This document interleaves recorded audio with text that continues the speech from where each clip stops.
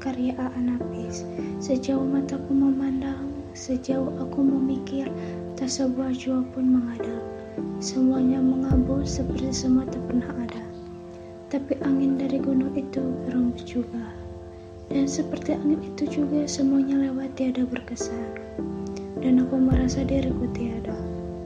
Dan dia berkata lagi, lebih lemah kini, kau punya istri sekarang, anak juga. Kau berbahagia tentu. Aku sendiri sedang bertanya. Tentu, karena tiap orang tak tahu kebahagiaannya. Orang cuma tahu kesukarannya saja. Dan dia diam lagi. Kami diam. Angin dari gunung datang lagi menerpa mukaku. Dan kemudian dia berkata lagi, sudah 5 tahun ya? Iya. 5 tahun kawin dan punya anak. Aku masih tinggal dalam diamku. Aku kira dia bicara lagi. Kau cinta pada istrimu tentu? Anakku sudah 2. Ya, sudah 2. Kau tentu sayang pada mereka. Mereka juga tentunya, dan kau tentu bahagia. Dia berhenti lagi. Lalang yang ditiup angin bergelombang menuju kami. Lalu angin menerpa mukaku lagi. Dan aku merasa ketiadaanku pula angin pergi. Kau ingat, Har? Apa? Aku bertanya dia dengan gaya suaranya. 9 tahun yang lalu. Ya, aku masih ingat, tapi itu sudah lama lampaunya. Ya, sudah lama. Aku tak pernah mau mengingatnya. Tapi kini kau ingat lagi. Dia diam lagi dan memandang jauh ke arah gunung itu. Ketika itu seperti macam sekarang. Kita duduk seperti ini juga, tapi tempatnya bukan di sini. Aku masih ingat. Sekali kau menggenggam jariku erat, aku biarkan dia tergenggam. Dan dalam tekanan genggamanmu, aku tahu kamu berbicara. Dan aku mau nunggunya, tapi kau tak berkata apa-apa. Masa itu, masa kanak-kanak kita, kataku. Tapi cepat kemudian aku jadi menyesal telah mengatakannya. Ya, katanya dengan suara tak acuh, jari-jariku itu sudah tak ada lagi kini. Semua tangan ini, kau lihat, buntung karena perang. Dan aku tak lagi dapat merasa bahagia seperti dulu. Biar kau menggenggamnya kembali. Mula aku suka menangis. Menangis segala yang sudah hilang. Tapi kini aku tak menangis lagi. Tak ada gunanya menangis masa lampau. Buat apa? Aku jadi sentimental dan hatiku berteriak. Menerlakan 1000 kenangan yang datang mengharu biru. Ku coba membuang segala kesanduan, tapi aku menjadi tambah tenggelam olehnya. Dan angin meniup lebih syahdu terasa. Serasa ada nyanyian iba besertanya. Tak ada gunanya, katanya lama kemudian. Dan aku menunggu dia berbicara lagi. Tapi itu saja yang dikatakannya.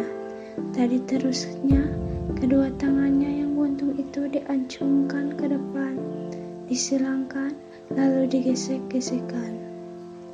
Melihat itu, aku mau terseduh. Terseduh seperti ketika pusara ibu mau ditimbuni. Kau punya anak? Punya istri? Dari itu kau punya pegangan hidup, punya tujuan minimal.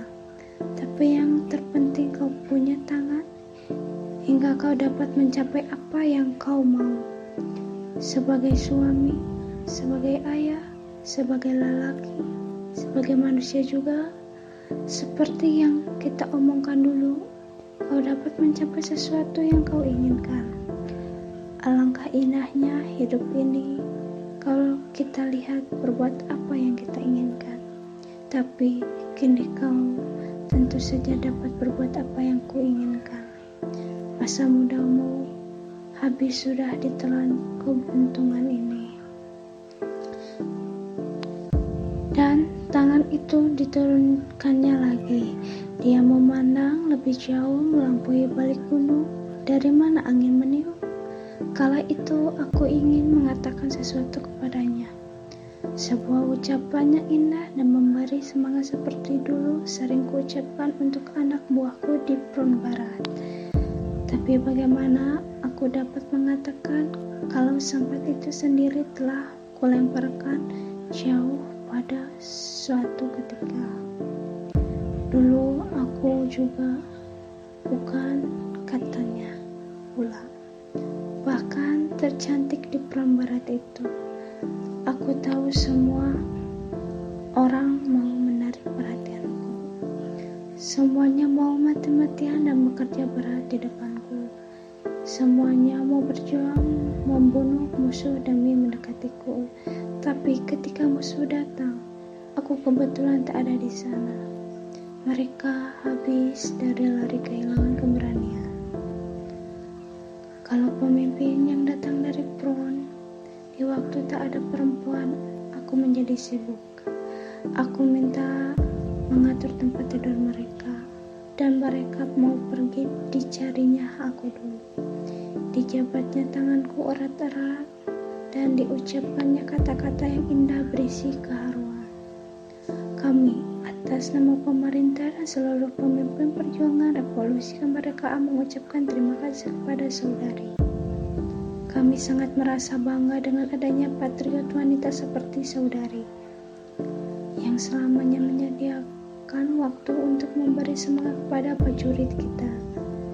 Kami juga yakin kalau saudari tak di sini, tentu front ini sudah lama diduduki musuh. Begitulah. Kalau ada orang sakit, aku juga yang merawatnya. Dan di waktu malam-malam yang damai, mereka minta hiburan. Aku bernyanyi. Mereka memetik gitar, dan mereka juga dapat melupakan segala hal-hal yang menekan. Dan waktu itu, aku sering merasa jumlah tanganku yang masih kurang. Aku mau tanganku lebih banyak lagi, kalau boleh sebanyak jari ini. Tapi, sekali pernah juga aku berpikir-pikir bahwa hidup itu seperti tidaklah akan selamanya berlangsung. Suatu masa kelak akan berakhir juga. Dan kalau perang sudah selesai, aku ingin bersekolah lagi. Sekolah apa? Aku tak tahu. Yang aku tahu cuma tambah banyak ilmu, tambah banyak yang dapat diperbuat, yaitulah semuanya. Satu demi satu ucapannya bercekawan dalam hatiku, dan kini kumandangnya lebih menyayat terasa, lebih menusuk. Aku jadi tak berani mengangkat kepalaku, makin lama kian terkulai keseluruhan adanya di dekatku. Matahari ketika itu sangat cerah. Bayangan pohon menangis bertelau-telau pada rumput hijau. Dan kini diriku dia duduk mengujurkan kakinya, kaki itu yang dulu juga. Kaki yang pernah menggodaku, sekarang kaki itu terhampar begitu saja. Dan aku tak dapat memandangnya lama-lama, karena kaki itu tidak berbicara apa-apa lagi bagiku kini. Dan perasaanku tidak seperti dulu lagi. Justru ialah yang menyebabkan aku merasa dipilukan perasaanku sendiri. Hendak kelus hatinya, hendak ku ceritakan sejarah hidup Helen Keller. Bahkan hendak kekuatan juga, bahwa aku mau memeliharanya. Memelihara dia, tidak. Dan aku sudah punya 2 anak, Agus dan Hanif. Ketika aku sadar jalan itu buntu, aku menyesali diriku sendiri, juga menyesali segala yang sudah terjadi. Dan aku tak bisa berdoa untuknya. Doa serasa tak berharga kini. Tiap-tiap orang punya doa, dan doa sekedar doa, tak ada gunanya. Maka aku merasa segalanya jadi terbang. Aku yang kau pikirkan? Tanyanya tiba-tiba. Aku jadi gugup dan tersendak dari keterbebanan perasaanku, dan aku katakan bahwa aku sedang memikirkannya. Masa dipikirkan lagi, kata. Apa perlunya? Semua sewajarnya bukan? Apa? Tanyaku ragu-ragu. Kau memikirkan aku kan? Tidak setepat itu, benar. Aku sedang memikirkan apa yang hendak kulakukan. Untuk apa? Untukmu. Sia-sia saja. Tiba-tiba ku ingat pada pusat rehabilitas di Solo. Dan lalu ku katakan padanya. Lama ia terdiam dan matanya seperti melangkaui segala apa yang dapat dilihatnya. Bagaimana? Setuju? Kalau kau setuju, jangan kau pikirkan apa-apa. Aku yang uruskan semuanya. Tapi dia masih tidak memberi reaksi. Dan aku mendesak lagi. Kalau perlu, tidak, aku sendiri yang akan mengantarkan kau. Barangkali tidak lama kau di sana. Kau sudah bisa pulang lagi.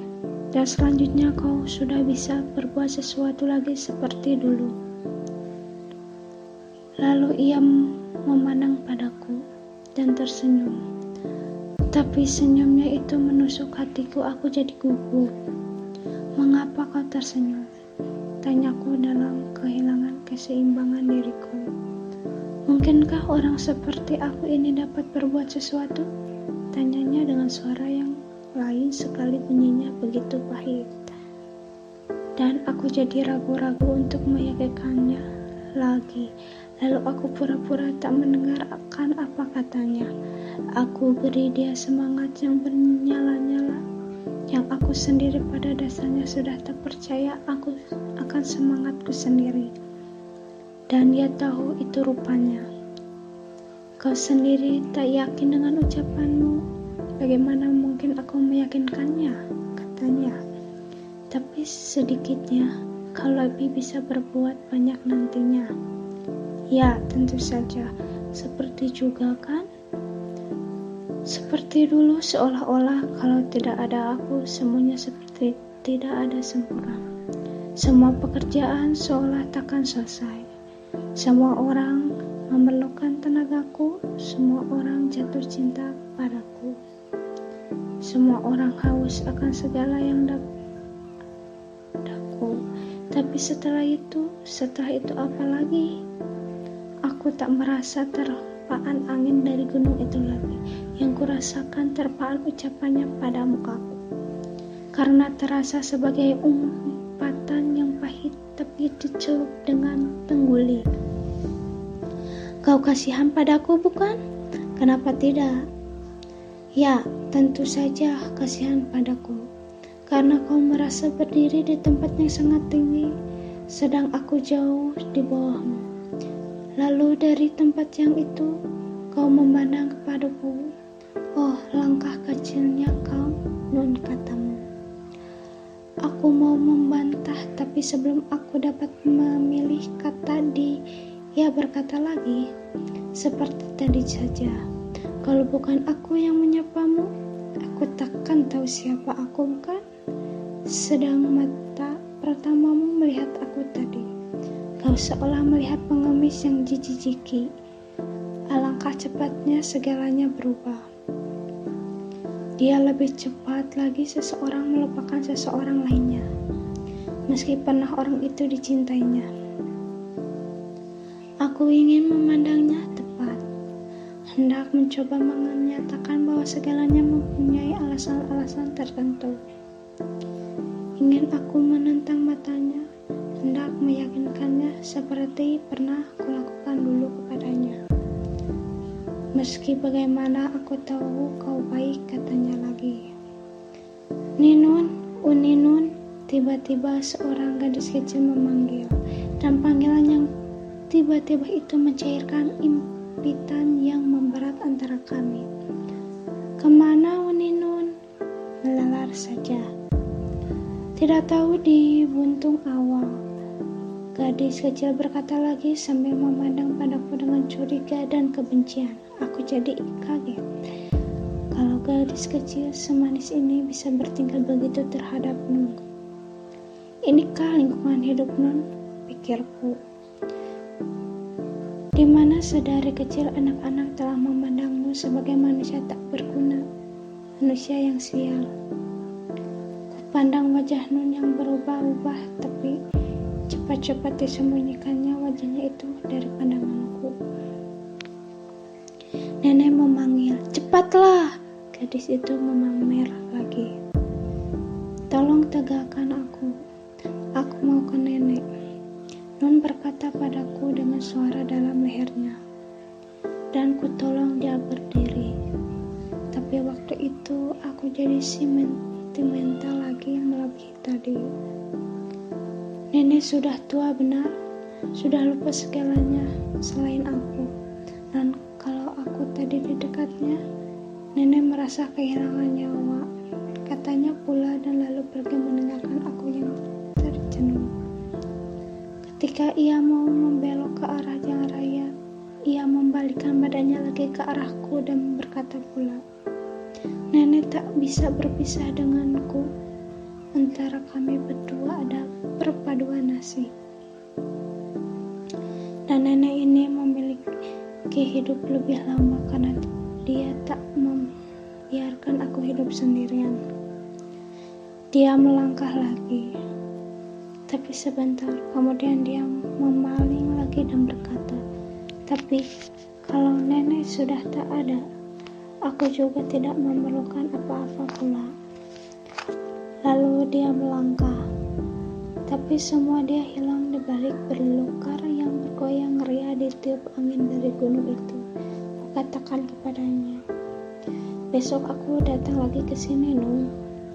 Tapi dia menoleh hingga di balik berlukar itu, dan berlukar itu bertambah ria menaria ditiup angin dari gunung yang meniup berlukar hingga bergoyang dan menari ria. Itu angin juga yang meniup aku, meniup Nun, dan meniup gadis kecil itu. Terima kasih, mohon maaf bila ada kesalahan dalam menceritakan cerpen Angin dari Gunung karya Anapis.